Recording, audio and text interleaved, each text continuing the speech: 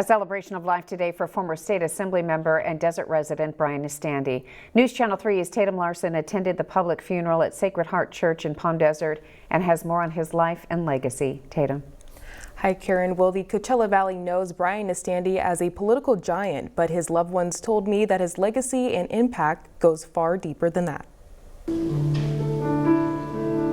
A final goodbye to the man who touched the lives of so many. He just loved giving back to the community. That was always in his blood, and always wanted to provide and serve his community here in the Coachella Valley, Riverside County, and the state of California. Brian Nestande was known to many as a political force, serving as Congressman Sonny Bono's chief of staff in the 90s and as a California Assembly member until 2014. It's leaders like him that make a difference in life. Nestande was known for his ability to bring people together across party lines, which stands true today.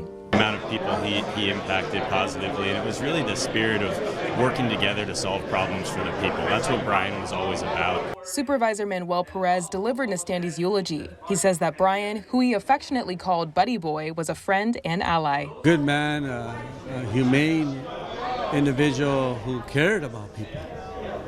And that showed me a lot, even though he might have had an R behind his last name. I mean, he could have said the same about me. I had a D behind my last name. But that didn't matter. And it didn't matter to him, it didn't matter to me. At the end of the day, we became best of friends. Family and friends reflected on his kindness and quick wit. He really had this tremendous way about him. I think we learned today that humor was his shock absorber, and it was infectious and worked with all of us. It's just an extraordinary loss. Brian Harnack, a former colleague and friend of Nestande's, says that his legacy is one to emulate. Brian took great pride in his children, and one of the things I heard today was how he mentored people, some intentionally and some not. And I think the lesson from Brian is if you can make the world a little bit better because you're here, you succeed, and Brian was a success.